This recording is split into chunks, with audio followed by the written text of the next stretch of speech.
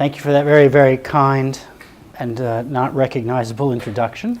The way I look at the world, or the way I've come to look at the world, is that there are three drivers of human behavior and motivation. One is meaning. Man, woman is a species in search of meaning. Two is belonging. We crave to belong. And three, we like to earn. And earn is work, broadly defined. So on meaning, there are 3 points I want to make. I live my life, rightly or wrongly, better or poorly, with some sense of purpose and commandment.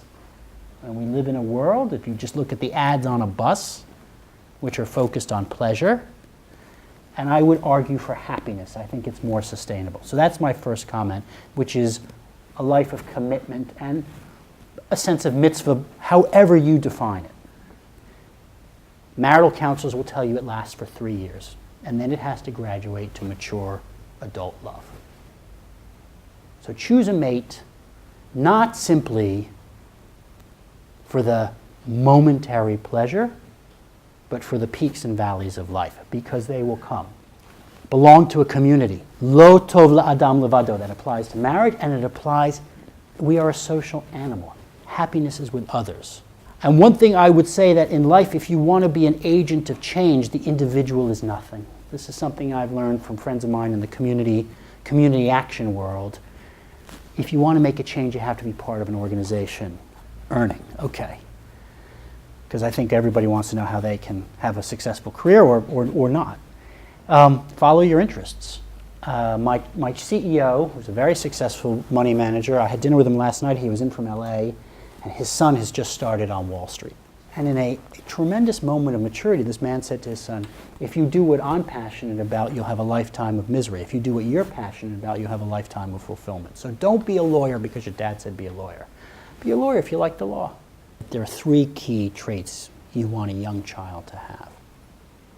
Self-regulation, right? The ability to control not just one's bodily functions when you're 2, but one's emotions when you're 22. Self-regulation, self-application, going the extra mile, and empathy. Empathy. What's it like to be in your shoes, Yossi? That is a great human character trait, and that will carry one far in life. So if you can control your emotions, if you can work hard, I'm not saying bury your emotion, I'm saying control, and if you can have empathy for your coworker, your client, put yourself in the other person's shoes, you're off. That's it. The hours you spend with your children when they're young will save you days, weeks, and months later. Make time for your partner. Make time. I see people on the Heath Sunday morning, husband and wife team, it's their weekly ritual. It's really important. Make time for your kids. And remember, in a career choice, play the long game. There is no get-rich-quick scheme. And if there is, it's 1 in a million, and I bet you you're not one of those 1 in a million. Be the best you can be. There is no shortcut. And go the extra distance. In business, in any profession, in today's competitive, just always push yourself to be the best and just figure out a way that people know that. I'm a fanatic about to-do lists. I sort of really start the day with a to-do list. Try to get my orientation, and I try to check through it. Now, we could spend hours on how you construct a to-do list. And you have to get rid of time wasters. There are lots of people who want a cup of coffee.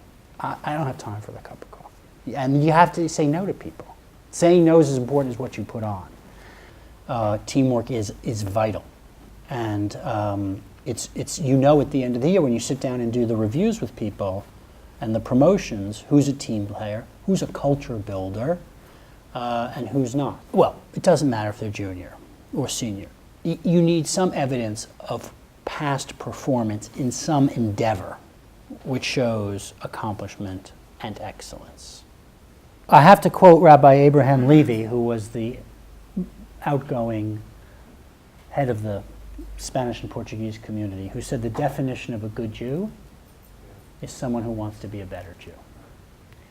So, to me, it's not the end point, but it's the steps that we take every day to be better Jews.